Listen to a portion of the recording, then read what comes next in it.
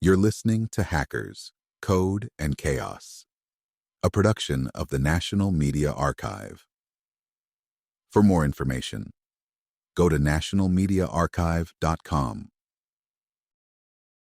The teenager who beat Apple, Sony, and Elon Musk. The story of George Hotz doesn't start in a lab or a boardroom. It begins with a screwdriver, a soldering iron, and an unshakable belief that the rules imposed by companies don't always apply to the people who buy their products. What looks, on the surface, like a tale of teenage rebellion, is really the first chapter in a much larger struggle between those who write the code and those who are written over by it.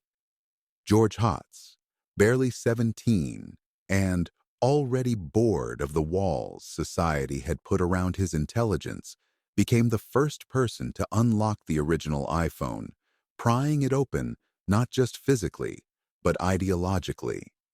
He wasn't trying to break the law. He was trying to break the monopoly on control. AT&T had an exclusive grip on iPhone users. If you bought the device, you were bound to their network.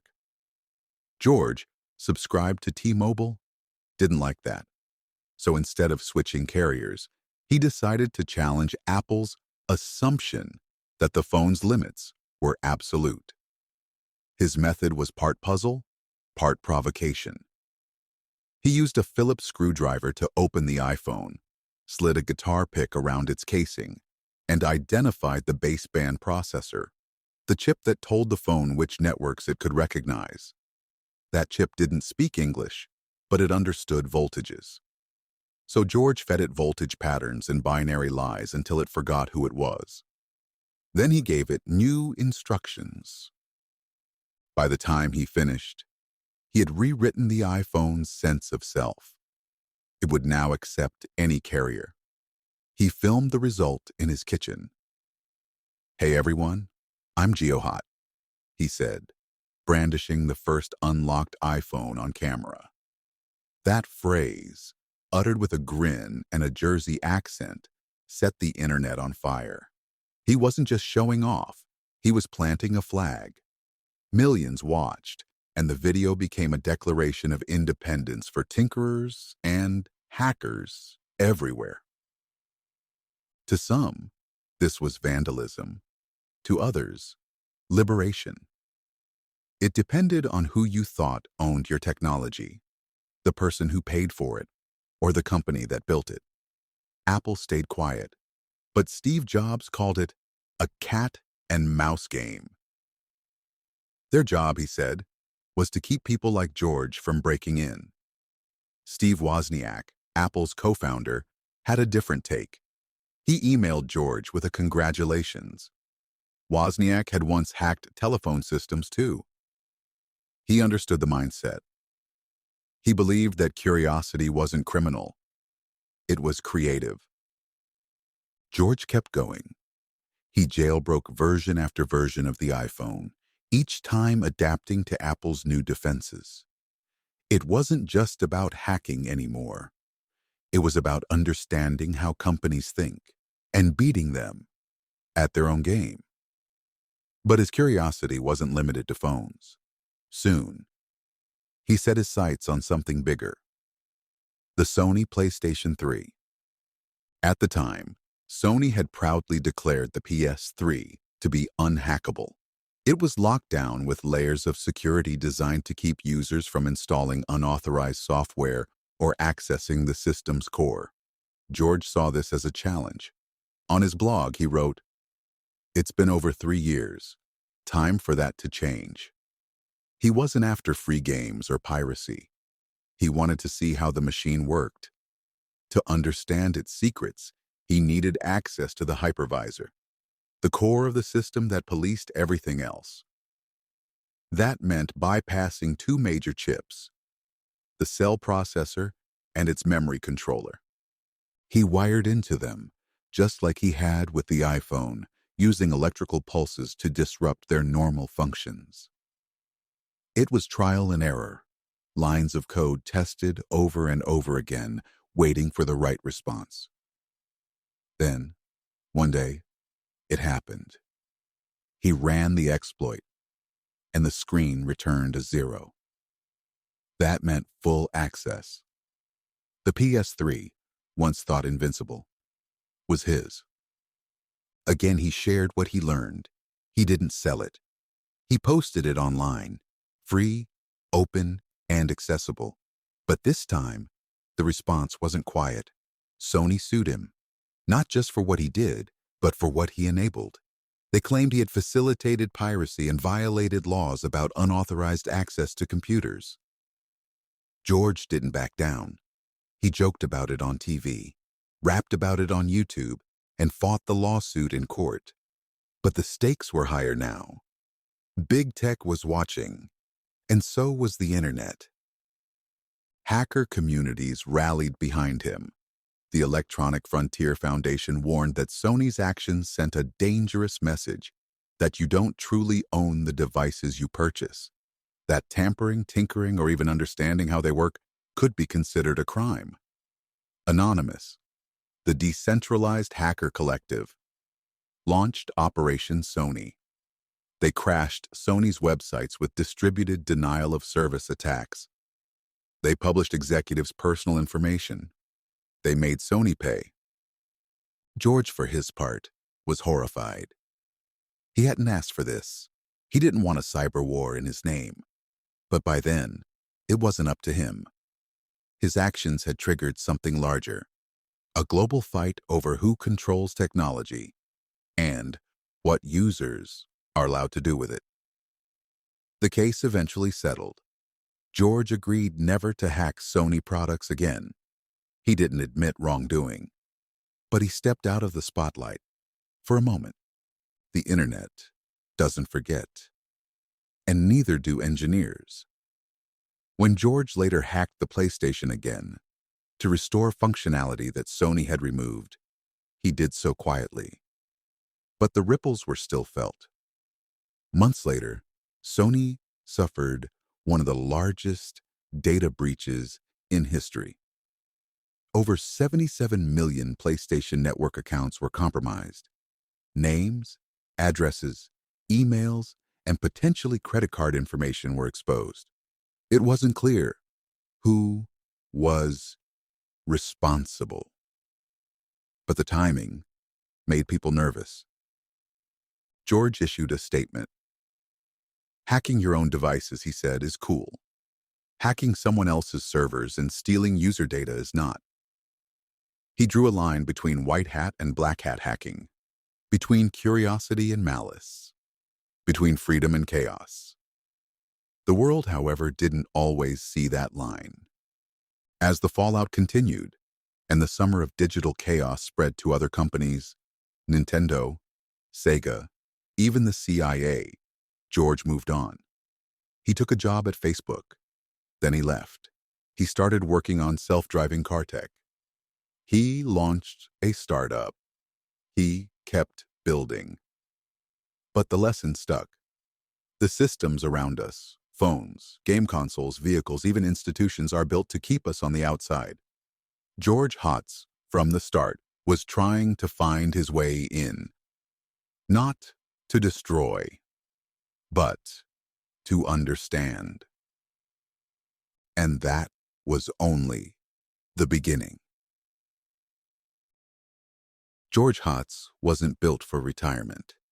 Not from hacking, not from headlines, and definitely not from unfinished problems. After the Sony lawsuit and the chaos that followed, most people would have kept a low profile. But George wasn't wired for that kind of silence. He didn't disappear. He recalibrated. The target shifted, but the obsession stayed the same. Understanding closed systems, cracking them open and showing the world what lay underneath. The next frontier wasn't gaming consoles or mobile phones. It was something much larger, something far more guarded than any encrypted bootloader. George was going after the car. Specifically, he was going after the dream of autonomous driving. It was a space already filled with money, hype, and secrecy. Tesla had its autopilot. Google had Waymo. Dozens of other companies were trying to become the brain inside the machine. Most relied on expensive sensors, tightly guarded code bases, and teams of engineers that spoke in abstraction. George, once again, thought the whole thing could be done better and simpler. Instead of building an army or chasing billions in venture capital, he sat down with an Acura ILX and started writing code. The project was called AI. The goal: develop self-driving car technology using off-the-shelf hardware and open-source software. George didn't think it needed to cost tens of thousands of dollars per vehicle. He believed a $1,000 box and a good neural network could do the job. And unlike Tesla, which locked its technology behind proprietary walls, George intended to let people tinker, improve it, adapt it, own it. The device looked like a smartphone in a 3D printed case, suction cup to the windshield. Simple, elegant, hackable. But not everyone found it charming. Within days of his announcement, regulators came knocking. The National Highway Traffic Safety Administration sent a letter demanding that AI demonstrate the safety of its product. George, never one for bureaucratic small talk, responded by killing the commercial launch entirely. Just like that, the One was canceled.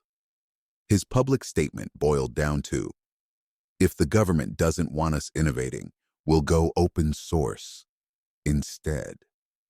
He dropped the code online for free. This wasn't defiance for the sake of theater. It was philosophy in motion. To George, the right to understand and manipulate the machines in your life wasn't a privilege. It was a requirement for freedom. So while automakers tried to engineer permission, George and his tiny team wrote software. They published documentation. They ran experiments. And they didn't wait for anyone to tell them it was okay. The device evolved.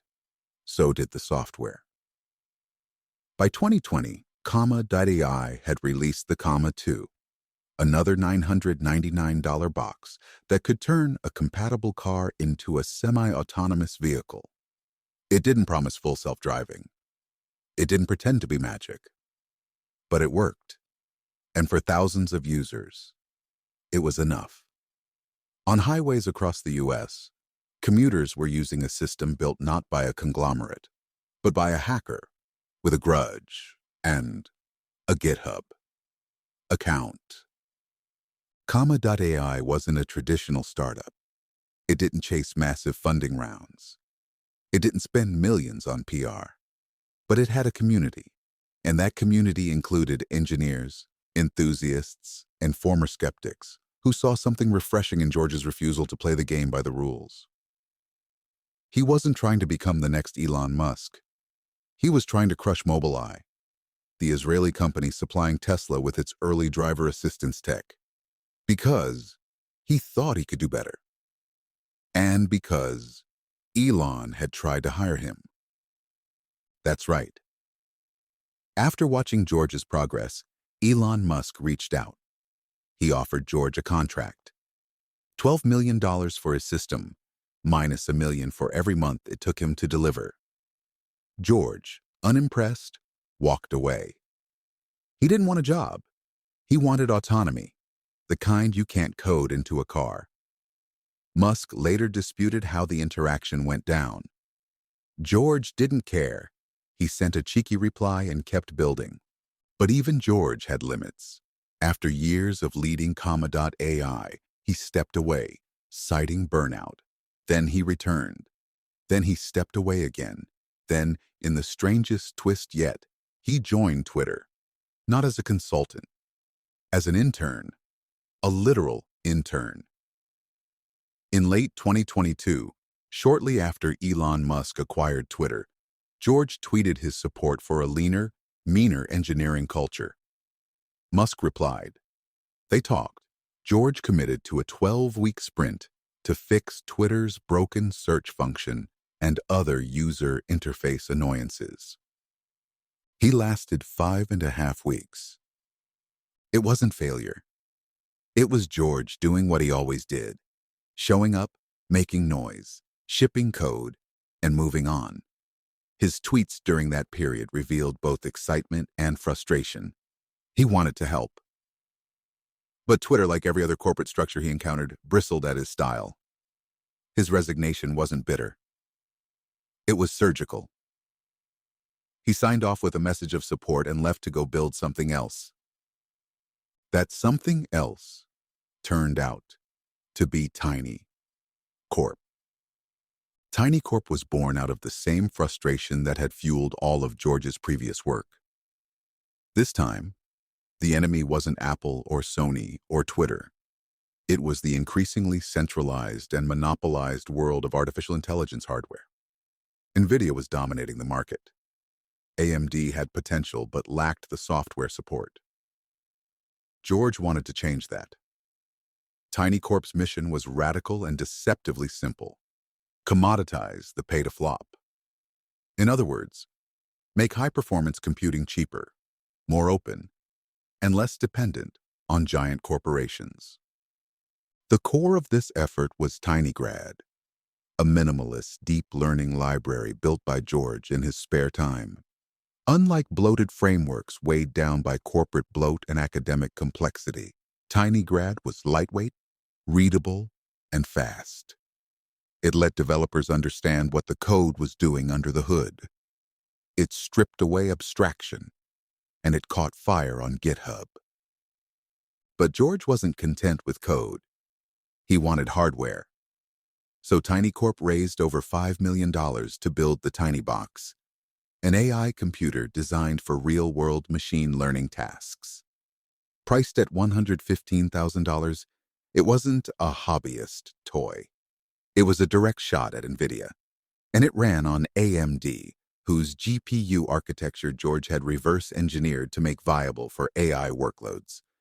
It was an act of engineering, rebellion, and hope. The documentation for RDNA3, AMD's latest graphics architecture, wasn't complete or user-friendly. George wrote his own. He bypassed AMD's buggy software stack entirely. He made it work, and by doing so, he opened the door for thousands of others to experiment, optimize, and deploy AI models without signing contracts or locking themselves into proprietary ecosystems. Tiny Corp wasn't just a company. It was a philosophy made real, that the tools of intelligence, whether digital or human, should be free to move, free to adapt, free to improve. George believed in curiosity, not credentialism. He built things because they were interesting. He shared them because he thought other people might find them interesting too. In a world obsessed with patents and NDAs, George Hotz remained something rare, an open system. He had hacked the iPhone. He had unlocked the PlayStation. He had gone toe-to-toe with regulators, billionaires, and faceless bureaucracies. And each time, he'd left a trail, not of destruction, but of possibility. If there's a pattern to George's life, it's this. Take something locked, poke it until it opens, and leave it better than you found it. But the systems are getting bigger. The locks are getting stronger, and the stakes are getting higher. Still, George keeps going. George Hotz didn't just rattle doors. He kicked them open. But every open door invites a response. And by the time George was staring down billion-dollar corporations, government regulators, and a global hacking collective, the system wasn't just watching, it was preparing to strike back. The more access he created, the more power he challenged. And power doesn't like being challenged. What began as a teenager unlocking an iPhone became a multi-front war over who controls technology, who owns the future of automation, And who gets to decide what's legal once innovation moves faster than the law? The Sony lawsuit was just the first blast. After George jailbroke the PlayStation 3 and posted the exploit online, Sony didn't merely demand he stop. They demanded to know everyone who had downloaded the files. They demanded access to his email accounts, his PayPal, even the IP addresses of strangers who had simply visited his website. It was a legal overreach so massive, it sent shockwaves through the tech world. Privacy advocates warned it set a precedent where corporations could spy on you retroactively if you dared look behind the curtain of a product you already owned. That didn't stop George, but it changed the rules of the game. He had gone from rogue engineer to symbol of resistance, of rebellion, and of a fundamental question that had no clear answer. When you buy a device, do you really own it? Or are you just renting access to a black box, wrapped in EULAs and protected by legislation written before smartphones even existed? George was never interested in theory. He made the question real. The government watched all of this unfold. So did Sony's competitors. And so did the hackers. Not the kind George admired.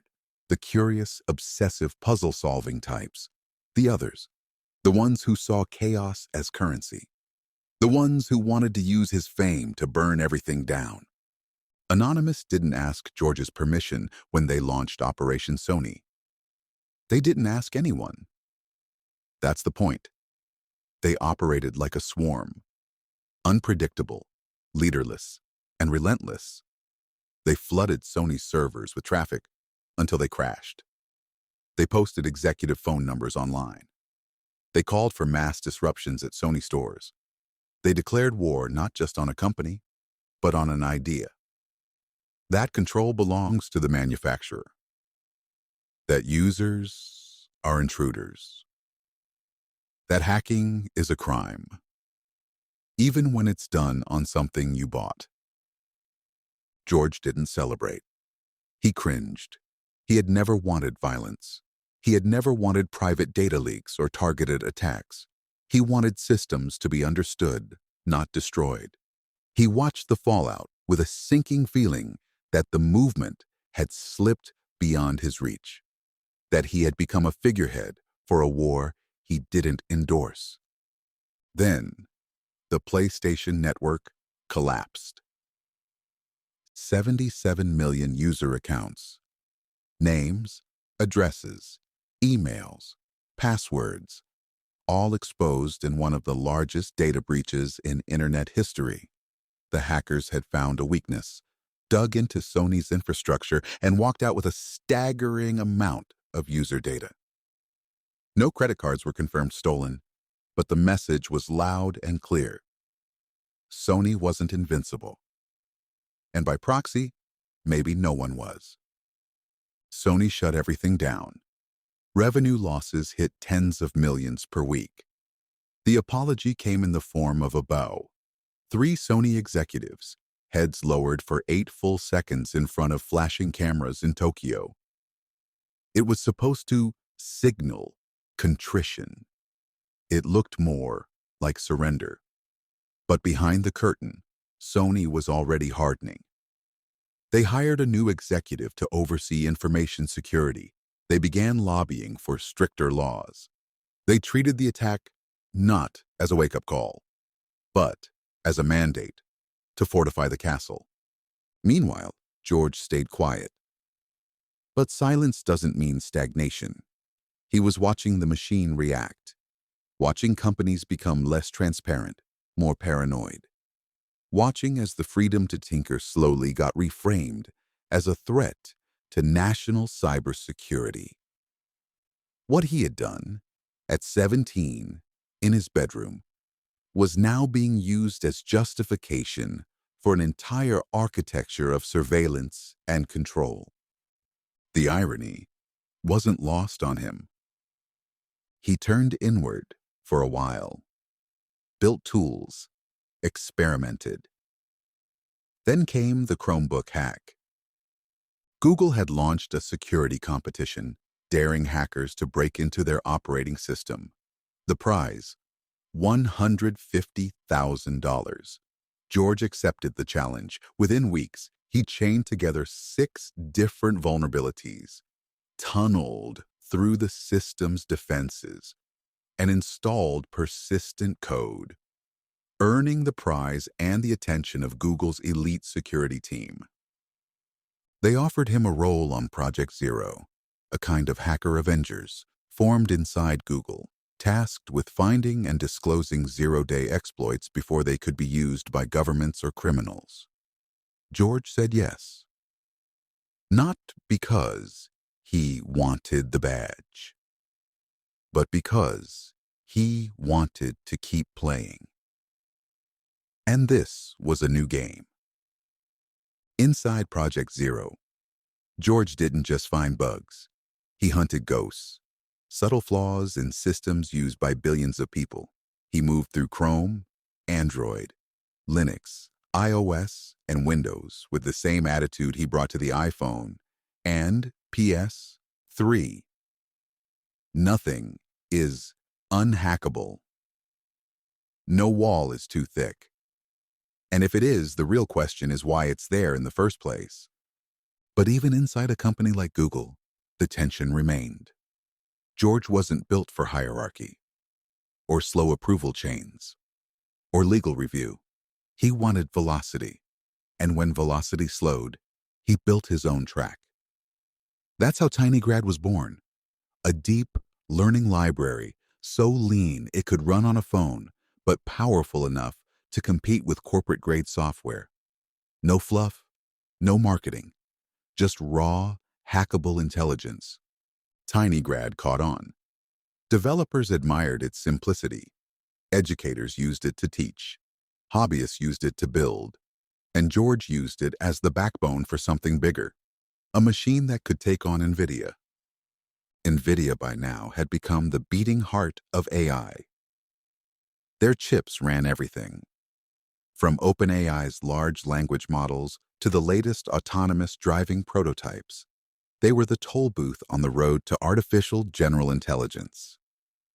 George hated that, not because their hardware was bad, but because their software, their drivers, their walled garden made it impossible to innovate without paying tribute. So he turned to AMD. AMD's chips had power, but their software stack was broken. George didn't wait for a fix. He wrote his own. He documented what AMD wouldn't. He reverse-engineered their RDNA3 architecture and made it usable for machine learning, not just as a proof of concept, as a product. The Tiny Box. The Tiny Box wasn't cheap. At $115,000, it was built for institutions, labs, and startups tired of renting access to someone else's intelligence. But the principle was radical. Build your own stack. Own your own future. Don't beg for access. Don't wait for permission. It was classic George. But the stakes were higher now.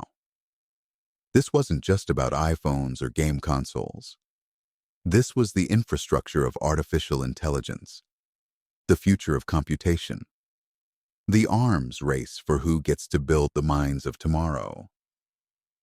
And George, still hacking, still posting, still tinkering in public, was at the center of it again.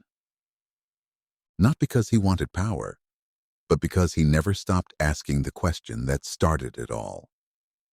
If you can't open it, do you really own it?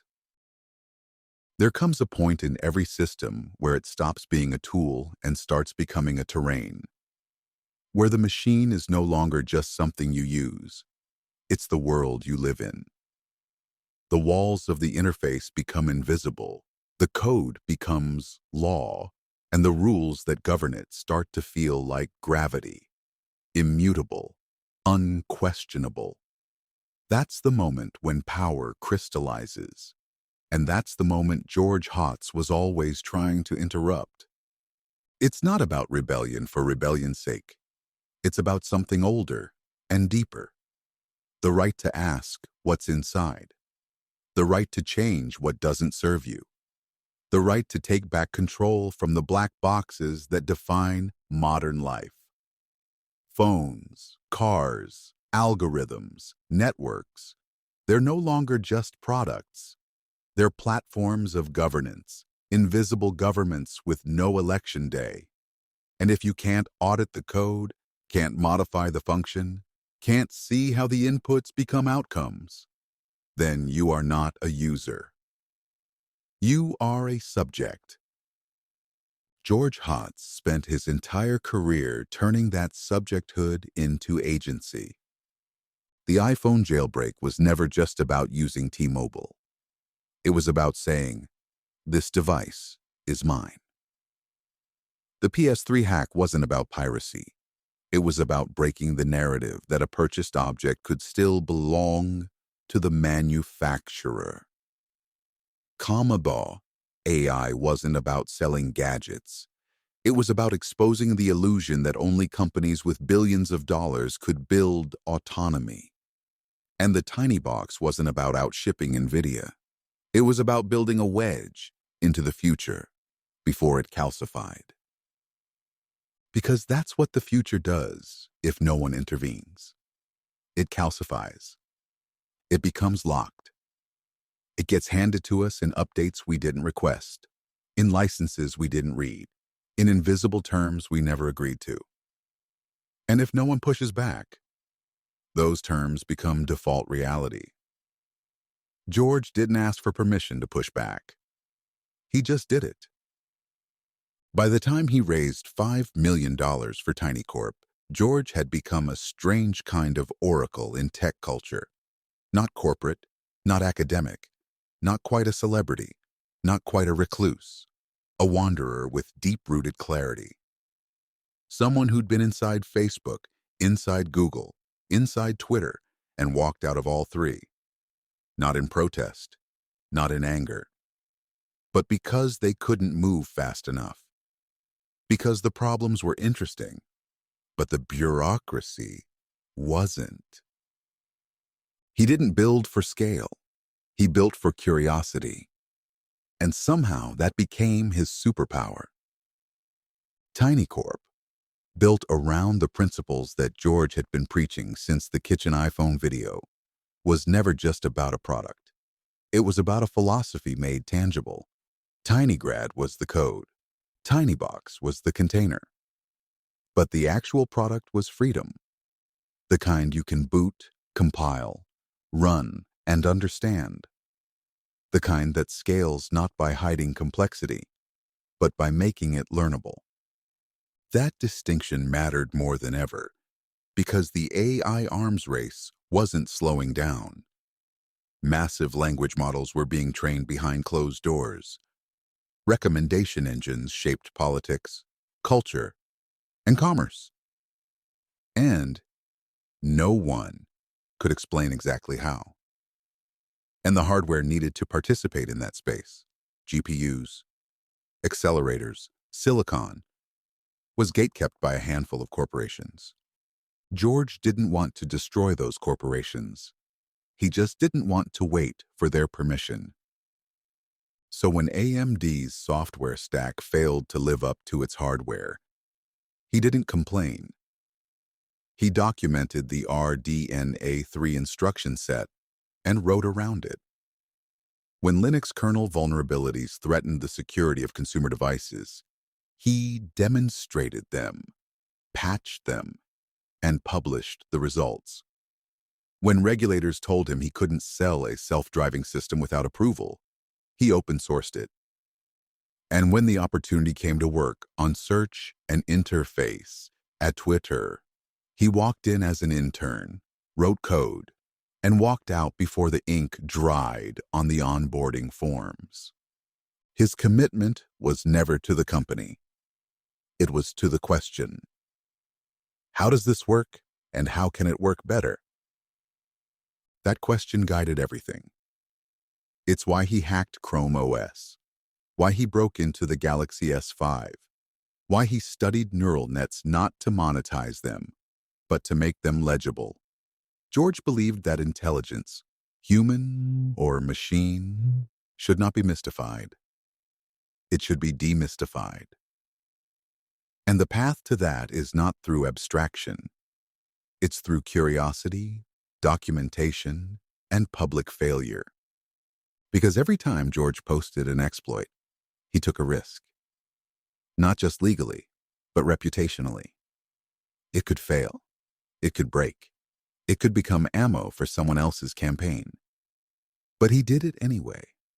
Because the alternative, silence, stagnation, submission, was worse. And yet, George Hotz was not immune to the costs. He burned out. He stepped back. He handed off roles.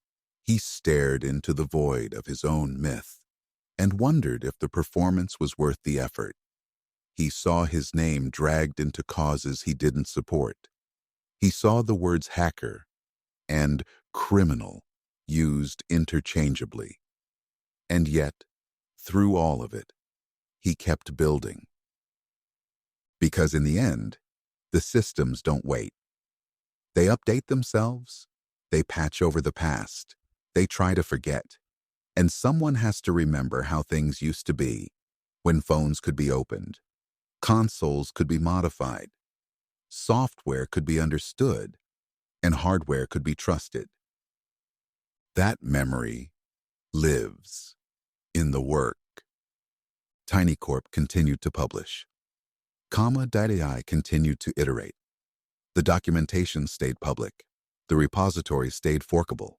And George, true to form, never stopped sharing. When others sought power, he sought clarity. When others sought profit, he sought answers. And when others played defense, he played offense. Because in a world of sealed systems, sometimes the only ethical move is to pop the lid. George Hotz never claimed to be a hero. He never asked to be followed. But the path he walked, through lawsuits, exploits, job offers, takedowns, and startups, left behind a map. A blueprint for what it means to be a user in an age where everything you touch wants to control you. The fight isn't over. The systems are more sophisticated now. The walls are higher. The licenses are longer. The risks are greater. But the tools are still here. And the knowledge is still spreading. And if you look closely, you'll still find people like George, quietly, stubbornly, opening doors. Because the first principle never changed. If you can't modify it, if you can't see inside it, if you can't make it better, then it's not yours. And maybe it never was.